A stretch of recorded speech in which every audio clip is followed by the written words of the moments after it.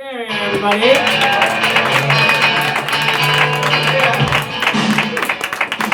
Hey. I don't have a sexy accent. Sorry about that. Who said that? Who said that? No, seriously, I need the attention. That's why I'm up here. So, I just moved into a really nice apartment building, that I have no fucking business being in. And it's got these big fuck-off windows, right at the back. Like, the whole back side of the apartment is windows. And then there's 2 towers from the other buildings facing inside of it. So it's very much set up like a millennial zoo, right? Of self-preservation, where you see all the roommates having, like, their collective I'm fine faces at each other in the living room, and then, like, retreating back to their own rooms where they can, like, cry, masturbate to the faint memory of their last good orgasm. It's beautiful. It's really nice. And I'm always thinking of these, like, get-rich-quick schemes, right? Because I don't want to work. And I thought about selling pictures of my feet online, right? But I have the exact same feet as my mother, and my dad's a lurker. So that one's not going to fly. So I came up with this other idea, and this is because I was raised Catholic. Anybody else raised by guilt? Good? Okay, there we go.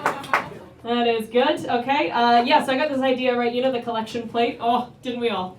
Good times with that collection plate, right? They would pass around this little plate, and then if you had some money, you put it in. And if you didn't have some money, then some really passive-aggressive woman named Carol would jingle it under you until you did. What a bitch. To be fair, though, I didn't know this was going on. I was very young. Carol was going through a lot, right? We all had a Carol who was always going through this. Everyone had a Carol, and Carol was going through a divorce, right? Because her gay husband had just left her when he found out that conversion therapy wasn't the name of RuPaul's Next Drag Show. So she had a lot going on. We didn't know. Anyway, Carol gave me a brilliant idea, right? So I'm going to stand in front of these amazing windows in my apartment, completely naked, clock the looks, and then at the end of the month, go around for my collection. Right? Not bad. It's a good idea. It's not really working out. So I have 7 jobs. And that's because I want my gravestone to read tortured artist, So one of my jobs is that I'm a butler. Yeah, I know. You're a butler? Are you a butler? No, I just looked at you. Anyway, a butler, right, is a real job that you can have in this day and age. It's not like a sex worker for people with the Downton Abbey fetish. It's like serving, but you can't speak to anybody. So I recently, are you okay? Do you need a moment? What's in this bag? Can we give some to her? Okay. No, seriously, what's in the bag? I'm sorry, I don't have much time, but I need to know. Baklava. Okay. I know that. Good. I think she needs some. Good. Anyway, so I was working the TIFF parties, right? And I was like, this will be great, right? I'll do a little subtle networking at work. I'll meet a producer, I'll slip him an extra hors d'oeuvre, and then next year, boom, Netflix special, right? I'm pretty sure that's how it works. I watch a lot of La La Land. I don't know what to tell you, okay? So yeah, I was ready to network, I was ready to go, it was going to be great, and I arrived for my shift, very keen, very eager, and the first hour, I was picking up cigarette butts. It's okay, I pocketed the good ones, so it's not a complete loss. And then after that, there was a very unfortunate yogurt spill, so it looked like I'd blown a director. But in this post-Me Too society, it doesn't really get you very far anymore, unfortunately. So we moved on from that. I take the bus at night a lot, because of my various jobs. And on the one hand, when you're on a bus at night, when it pulls in and it's full, you think, great, witnesses. But on the other hand, right, there's a 95% chance that my worst fear is on there. So I get on, right, anxious, kind of shaky, and there's a cold sweat forming on my head, and my stomach's in knots, but that's actually because of the IBS, or irritable bowel syndrome for you, we call you cool runners.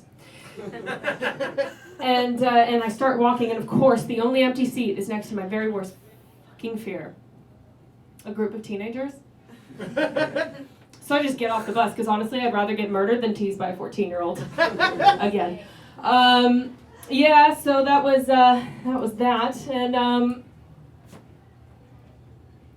guys, do you remember when asking someone who they were voting for was as taboo as getting your dick out in the middle of the office was fine? Remember that? When you'd ask someone who they were voting for, and they were like,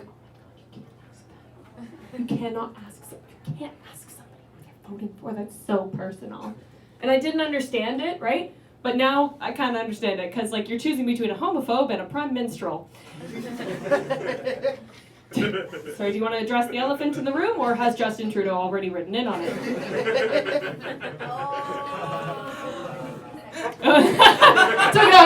Took me a second. I got there now. Don't worry about it, baby. I'm on board with you. Yeah. So 3 times. I mean, 3 fucking times? That's, even for someone from Quebec, that's pretty bad, right? I don't know, or who are you all from Quebec? Sorry. But, I just, like, the worst thing about it all, right, is that he was masquerading as an ally, you know, to people that were marginalized and, sorry, as Allah. That's my bad. Like, a white man in power is racist. It's, come on, that's not a secret, is it? It's just one of those secrets that you're not willing to admit.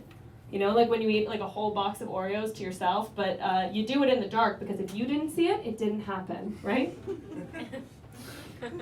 None of my underwear fits. None of it fits, you know? Because like if you keep it in the middle, it's like parting the Red Sea. You gotta hike it up or down, right? Have you ever hiked up your underwear so hard that you saw God? Or Greta Thunberg, I think is what we call God nowadays. That's, have you ever hiked up your underwear so hard that you finally understood why high-powered CEOs behaved like Alec Baldwin on the verge of cardiac arrest? Is that just me? The seamless underwear is bullshit, isn't it? You know, it makes me feel like a satin potato. I once dated a guy that had the personality of a cold potato, because he was very cheap. Definitely no good for me.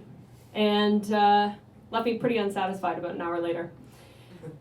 And then he ended up breaking up with me. The same day I got a concussion. Yeah, I know. I tried to explain that like concussions leave you really confused, right? And he told me that was not a good enough excuse to sleep with his twin sister. So thank you so much. Have a good night, guys.